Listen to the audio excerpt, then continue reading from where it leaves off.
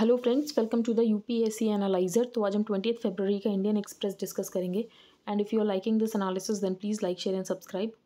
आज संडे का न्यूज़पेपर है, ज़्यादा कुछ इंपॉर्टेंट न्यूज़ है नहीं, तो अगर आपको वीडियो नहीं भी देखना है तो कोई प्रॉब्लम नहीं है। अब यहाँ पर जो फर्स्ट न्यूज़ है, इसमें जो इशू है वो उठाया गया है कॉर्पोरेट गवर्नेंस का, कि कॉर्पोरेट गवर्नेंस की इंडिया में अभी भी बहुत ज़्यादा कमी है, इसीलिए और ज़्यादा चेक्स और बैलेंसेस इंश्योर करने की ज़रूरत है। अब यहाँ पर जो नेशनल स्टॉक एक्सचेंज है उसकी बात की गई है। तो नेशनल स्टॉक एक्सचेंज में बोर्ड मेंबर्स को पता था कि यहाँ पर नेशनल स्टॉक एक्सचेंज में इरेगुलरिटीज़ हो रही है, लेकिन उसके बाद भी उन्होंने सेबी को इन्फॉर्म नहीं किया। फिर यहाँ पर एनएससी प्राइम की बात की जा रही है। एनएससी प्राइम क्या है? तो ये higher standards of corporate governance set करता है फॉर द लिस्टेड कंपनीज। तो NSC prime a part of which higher standards of corporate governance would prescribe for listed companies. और इसके अलावा जो बोर्ड के मेंबर्स उसमें फॉर्मर सुप्रीम कोर्ट जज थे, इसके अलावा फॉर्मर फाइनेंस सेक्रेटरी थे, लेकिन उसके बाद भी यहाँ पर इरेगुलरिटीज़ को सेबी को इन्फॉर्म नहीं किया गया था। तो whenever public interest director see any major regulatory lapse in the functioning of the exchange they must report to the SBI, जो कि इस केस में नहीं किया गया। आगे हम चलते हैं। यहाँ पर जो सेकंड न्यूज़ है ये इंपॉर्टेंट, ये पर हम डिस्कस कर लेते हैं। जो वैल्यूएशंस हैं स्टार्टअप्स की, वो आने वाले टाइम में कंप्रेस होंगी। अब उसका रीज़न ये है कि इन्फ्लेशन है मार्केट में। अगर मार्केट में इन्फ्लेशन है तो यहाँ पर आरबीआई जो है in the long term interest rate को बढ़ाने ही वाला है। तो उसकी वजह से जो वैल्यू कंप्रेशन हमें देखने को मिलेगा। इसके अलावा जो यूएस है वो भी यहाँ पर इंटरेस्ट रेट को बढ़ा रहा है।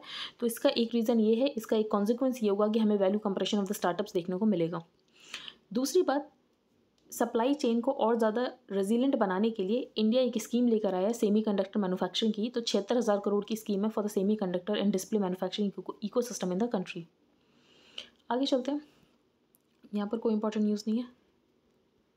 एक यहाँ पर न्यूज़ मिस हो गई है, इंडिया चाइना रिलेशंस के बारे में है वो न्यूज़। ये है relations with China going through difficult phase. तो India's relation with China right now are going through a very difficult phase. और चाइना के साथ हमारे रिलेशंस कैसे रहने वाले हैं वो इस बात पर डिपेंड करता है कि बॉर्डर में सिचुएशन कैसी है। तो state of the border will determine the state of the relationship. तो ये external affairs minister S Jaishankar ji ने ये सारी स्टेटमेंट्स दिए हैं कि इंडिया के रिलेशन चाइना के साथ इस बात के ऊपर डिपेंड करेंगे कि बॉर्डर सिचुएशन कैसे रहने वाली है। अब चाइना का ये कहना है कि आप इकॉनमी को बिल्कुल अलग रखो और बॉर्डर सिचुएशन को बिल्कुल अलग रख के डील करो, तो दिस इज नॉट पॉसिबल।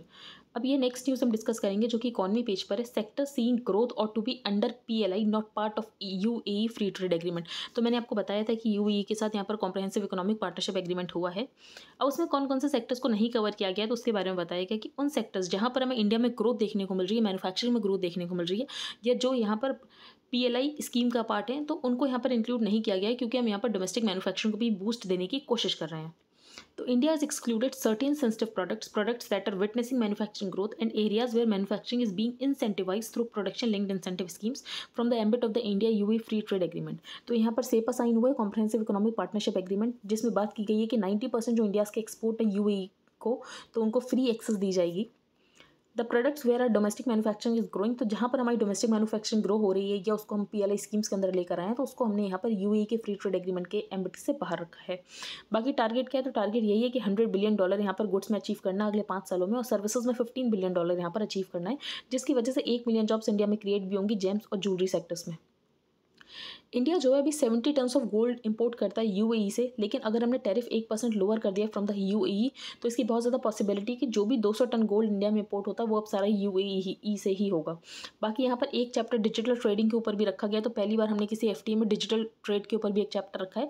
बाकी यहाँ पर हम एफटीए करने की कोशिश करें with the European union, Australia, UK, Canada, तो हो सकता है उसके साथ भी हम यहाँ पर ये डिजिटल ट्रेड जैसा चैप्टर रखें। बाकी यहाँ पर रूल्स ऑफ ओरिजिन को इंश्योर करने के लिए यहाँ पर कुछ प्रोविजंस रखे गए हैं। इसके अलावा तो commerce secretary also said that the agreement content safe guard mechanisms, की अगर किसी की वजह से किसी की मार्केट डिस्टॉर्ट हो रही है तो यहाँ पर वो सेफ गार्ड मैकेनिज्म्स ला सकता है। फॉर एग्जांपल इंपोर्ट्स बहुत ज़्यादा आने लग गए यूएई से इंडिया में, और जो इंडिया का मार्केट है, इंडिया के जो डोमेस्टिक मैन्युफैक्चरर्स हैं वो डिसइंसेंटिवाइज हो रहे हैं, तो ऐसे में प्रॉपर सेफ गार्ड मैकेनिज्म्स को भी इंश्योर किया गया है। यहाँ पर जो स्कीम है 5 proposals worth $20.5 billion to set up chip. तो मैंने आपको बताया था कि कैबिनेट ने 76,000 करोड़ की स्कीम लेकर आया है for the semiconductor manufacturing ecosystem in the country.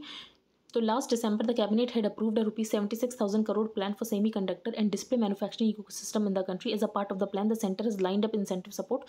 तो उसके लिए यहाँ पर 5 कंपनीज ने प्रपोजल्स भेजे हैं, तो ये हमारे लिए इंपॉर्टेंट है, हम डिस्कस नहीं करेंगे। वर्ड पेज पर हम देखते हैं Harris warns Russia of unprecedented sanctions if it invade. तो अगर यहाँ पर रशिया इन्वेट करेगा यूक्रेन को तो उसके ऊपर बहुत ज़्यादा सैंक्शंस लग जाएंगे।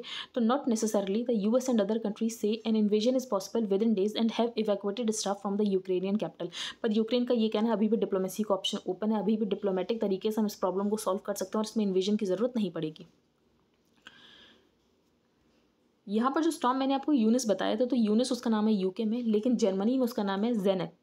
तो Eunice by the British and Irish weather services and storm Zeynep in Germany. अब यहाँ पर जो न्यू सीईओ और एमडी है एयर इंडिया के, वो हैं इल्कर आईसी। तो इल्कर आईसी ये इससे पहले टर्किश एयरलाइंस के चेयरमैन थे। तो इल्कर आईसी, आपको बस इतना नाम पता होना चाहिए, बाकी यहाँ पर कोई इंपॉर्टेंट न्यूज़ नहीं है। There are jobs, discover them. अब यहाँ पर बहुत इंपॉर्टेंट बात बताई गई है कि इंडिया में जॉब्स तो हैं लेकिन दिख नहीं रही हैं। अब उसका यहाँ पर एक रिकॉर्डिंग भी बताई गई है। तो we have a serious shortage of under graduation seats and post graduation seats. ठीक है, हम यहाँ सुनते हैं कि जो डॉक्टर्स हैं वो, अगर हम पॉपुलेशन से कंपैरिजन करें तो उसके कंपैरिजन में डॉक्टर्स बहुत ज़्यादा कम है। तो ये पोस्ट तो है ना डॉक्टर्स की, तो आप डॉक्टर्स बना क्यों नहीं पा रहे हो? तो यहाँ पर हम देख रहे हैं कि हमें पता है कि जॉब्स की कमी है, लेकिन उसके बाद भी जॉब्स क्रिएट क्यों नहीं हो रही हैं? तो if you go to the Caribbean region, there are 35 medical colleges which are training doctors for the US, और वो भी सिर्फ एक 50,000 स्क्वायर फीट के एरिया में, एक शॉपिंग मॉल का 50,000 के स्क्वायर फीट का एरिया है, वहाँ पर डॉक्टर्स को ट्रेन किया जा रहा है और वहाँ पर फैंटेस्टिक डॉक्टर्स ट्रेन हो रहा है और उनको यूएस में भेजा जा रहा है। पर इंडिया में हम सिर्फ यहाँ पर बहुत बड़ा मॉडल बना देंगे, 400 करोड़ का मेडिकल कॉलेज बना देंगे, लेकिन उसका कोई फर्क नहीं पड़ता अगर वो यहाँ पर फंक्शनल ना हो। तो medical colleges do not require 140 faculty members to train 100 students. जो 140 फैकल्टी मेंबर्स है वो यहाँ पर एक मेडिकल कॉलेज चला सकते हैं 1000 बच्चों का। So when the whole world has changed, we haven't changed. We have made medical education as an elitist affair. Today children from poor families are not dreaming of becoming doctors, क्योंकि उनको लगता है कि बहुत ज़्यादा कॉन्सिक्वेंसेज होंगे, बहुत सारा पैसा लग जाएगा इसमें। तो ज़रूरत क्या है? ज़रूरत ये है कि पॉलिसीज़ को और ज़्यादा लिबरल बनाने की ज़रूरत है, मेडिकल सेक्टर को और ज़्यादा लिबरल बनाने की ज़रूरत है। और जो चीज़ यहाँ पर मेडिकल सेक्टर के ऊपर अप्लाई हो रही है वो बेसिकली हर सेक्टर के ऊपर अप्लाई होगी। तो outstanding doctors across the world with magic in their fingers come from deprived background because these are the kids with fire in the belly. Why every 12 minutes a pregnant lady should die during childbirth? Why 3 lakh children die the day they are born? तो ये unacceptable है। अभी हमारे पास देखें तो हमें 2 lakh gynaecologist की ज़रूरत है, तो हैं कितने? 50,000। तो यहाँ पर ये 1.5 लाख की जो जॉब्स है वो आ क्यों नहीं पा रही हैं? Half of them do not practise obstetrics. We need 2 lakh anaesthetist, we have less than 50,000। इसके अलावा हमें पीडियाट्रिशियंस की ज़रूरत है, 2 लाख पीडियाट्रिशियंस की ज़रूरत है, लेकिन सिर्फ 50,000 है हमारे पास। रेडियोलॉजिस्ट की ज़रूरत है, 1.5 लाख रेडियोलॉजिस्ट की ज़रूरत है, लेकिन हमारे पास सिर्फ 10,000 है। तो ये सारी जॉब्स तो आपको क्रिएट करनी है, आपको लिबरल एनवायरमेंट बनाना है कि ये जॉब्स क्रिएट हो पाएँ। तो this country does not require additional budgetary allocation. तो आपको यहाँ पर 400 करोड़ रुपये डालकर एक मेडिकल कॉलेज बनाने की ज़रूरत नहीं है। आपको यहाँ पर क्या करने की ज़रूरत है? आपको मेडिकल नर्सिंग और पैरामेडिकल एजुकेशन को और ज़्यादा लिबरल बनाने की ज़रूरत है। तो according to doctor Shetty, there are thousands of jobs that can with a little effort be created in the health care sector alone.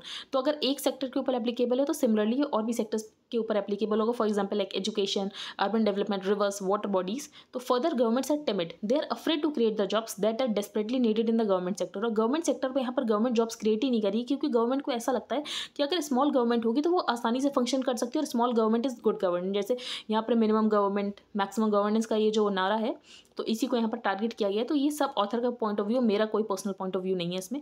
तो governments are also knowledge staffed, as doctor Shetty pointed out, we are building monuments not functional. तो हम यहाँ पर monuments तो बना रहे हैं लेकिन वो फंक्शनल नहीं है, उससे जॉब्स क्रिएट नहीं हो रही, तो उसका क्या फ़ायदा? तो आगे हम चलते हैं। A well plan Mysore was built only after June 1799, जब यहाँ पर किंग बने थे मोहम्मदी Krishnaraja Wodeyar became king and shifted his capital from Srirangapatna to Mysore in 1801। लेकिन यहाँ पर गर्ल्स के लिए एजुकेशन कब स्टार्ट की गई? तो वही यहाँ पर स्टार्ट की गई थी जब यहाँ पर राजा बने थे Maharaja Chamaraja Wodeyar and his queen Vani Vilasa Sannidhana, that the city became the birth place of a revolutionary idea, public education for girls and womens. तो उससे पहले प्रिविलेज सिर्फ बॉयज़ का ही हुआ करता था। आई होप आपको आज का न्यूज़पेपर समझ आ गया हो। If you like the video then please like, share and subscribe. Thank you and have a nice day.